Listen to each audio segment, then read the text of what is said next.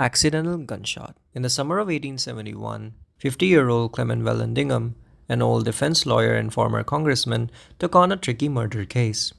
His client, Thomas McGann, was accused of killing a man named Tom Myers during a barroom brawl at the Golden Lamb Hotel.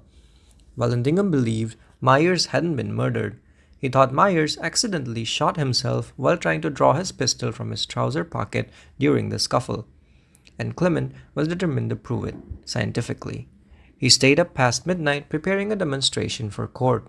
He picked up a similar pistol, believing it was unloaded, and tried to show how Myers could have fired it by mistake. Vallandigham crouched, tugged the gun from his waistband. The gun discharged.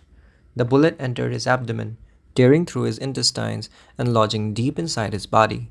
He fell back instantly, in shock, realizing his fatal mistake. Despite the pain, he whispered, "I've proved my case." He lingered through the night but died the next morning, on June 17, 1871, from internal bleeding.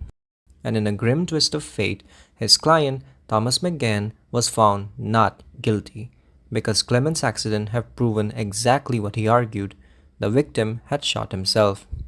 Clement Vallandigham became the only lawyer in history to win his case by dying for it. The parachute. February 4, 1912, in Paris, France. In the freezing morning, 33-year-old tailor Franz Reichelt, living in Paris, arrived at the Eiffel Tower with a dream and a deadly amount of confidence.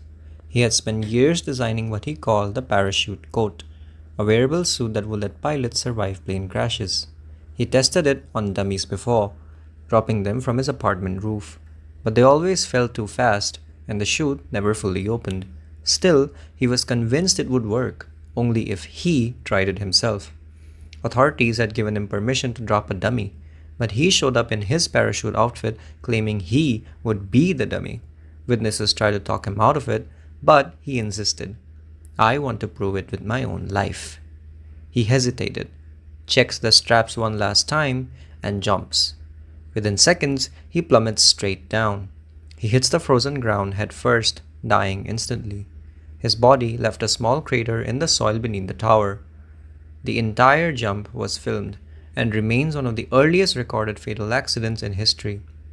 When investigators examined the suit, they found it weighed nearly 9 kilograms and had no proper air pockets. It could never have slowed his fall. Franz Reichelt wanted to be remembered as a pioneer of flight. Instead, he became known as the Flying Tailor, the man who proved his invention by dying in it. Mini airplane. September 11, 1979, in Baltimore, Maryland. It was supposed to be an exciting halftime show at Memorial Stadium in Baltimore. The stands were packed for a preseason NFL game, the Baltimore Colts versus the Washington Redskins. Among the spectators sat John Bowen, a 20-year-old fan from Maryland, enjoying the show like everyone else. The entertainment that day was something new, a remote-controlled model airplane demonstration. Two hobbyists brought out large, gas-powered planes, each about 8 feet wide, to perform stunts above the field. The plane takes off, looping and diving over the crowd, people laughing and pointing. At first, it was all fun, until one of the planes suddenly veered off course.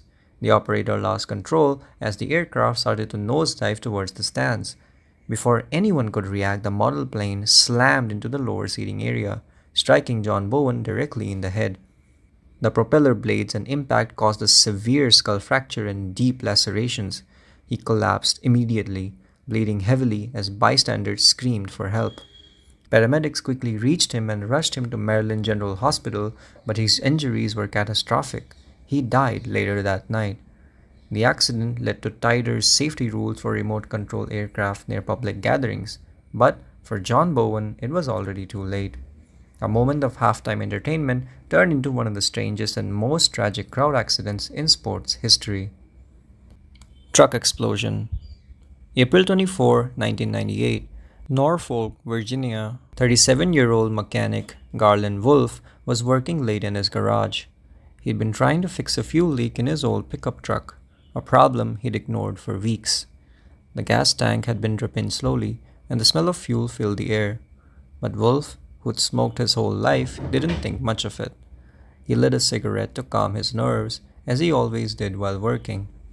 As he leaned closer with a wrench towards the leak, a few drops of fuel splashed onto the floor, and the small red ember on his cigarette was all it took. The gasoline vapors ignited instantly, triggering a violent flash explosion that engulfed the underside of the vehicle. The pressure wave blew out the garage windows and threw Wolf backward into the wall. By the time firefighters arrived, the garage was a total inferno. Garland Wolf suffered severe burns to over 90% of his body and died before paramedics could reach the hospital. Investigators later ruled the cause as gasoline vapor ignition from an open flame. A simple cigarette was enough to turn a routine car repair into a fatal explosion. If this isn't a sign for you to quit smoking, I don't know what is. The Last Cigarette. On July 2, 1951, in St. Petersburg, Florida, 67-year-old Mary Reeser spent the evening alone in her small apartment. She had taken a sleeping pill and was sitting in her chair wearing a flammable nightgown, smoking a cigarette. The next morning, her landlady noticed a strange greasy smell seeping through the door, and the doorknob was too hot to touch. The landlady called for help. When firefighters entered, they were shocked. Mary's body had been almost completely cremated, reduced to ash. In the middle of her chair, only her left foot remained, still wearing a black slipper. The fire was bizarre. The rest of the apartment showed almost no damage. Newspapers right beside the chair were barely singed, and the walls were untouched.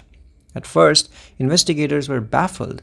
How could a body burn at over 3000 degrees Fahrenheit, hot enough to cremate bones, without destroying the rest of the room? Newspapers dubbed it spontaneous human combustion, but later analysis revealed a grimly simple explanation. Mary likely fell asleep smoking. Her gown caught fire, and once the flames reached her body fat, it acted like candle wax, feeding the slow, intense burn known as the wick effect. The fire smoldered for hours, consuming her almost completely before running out of fuel. A tragic preventable accident mistaken for mystery for decades. Mary Reeser's case remains one of the eeriest examples of how an unattended cigarette and a single moment of carelessness can lead to complete disaster. The End. On the afternoon of March 23, 1994, Ronald Opus, a 22-year-old man, decided to end his life. He climbed to the 10th floor of an apartment building, stepped onto a balcony railing, and jumped. But what happened next turned into one of the strangest investigations in forensic history.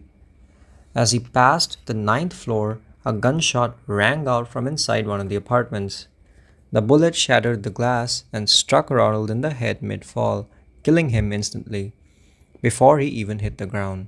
Detectives traced the bullet to an elderly man who had been arguing with his wife. He claimed he always kept an unloaded shotgun and only meant to scare her, not to shoot. Someone, he said, must have loaded the gun without his knowledge. When investigators questioned the couple's neighbors and family, they made a chilling discovery. The person who had secretly loaded the gun was their son. Angry that his father refused to support him financially, he wanted his mother dead, hoping his father would be blamed. And that son was Ronald Opus himself.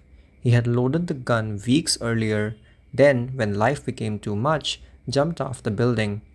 The bullet that killed him came from his own plan, firing at exactly the wrong moment. The medical examiner ruled it an accidental death, because Ronald Opus died by the very trap he set for someone else. The story is actually an urban legend, often used in forensic lectures, but it's very interesting nonetheless.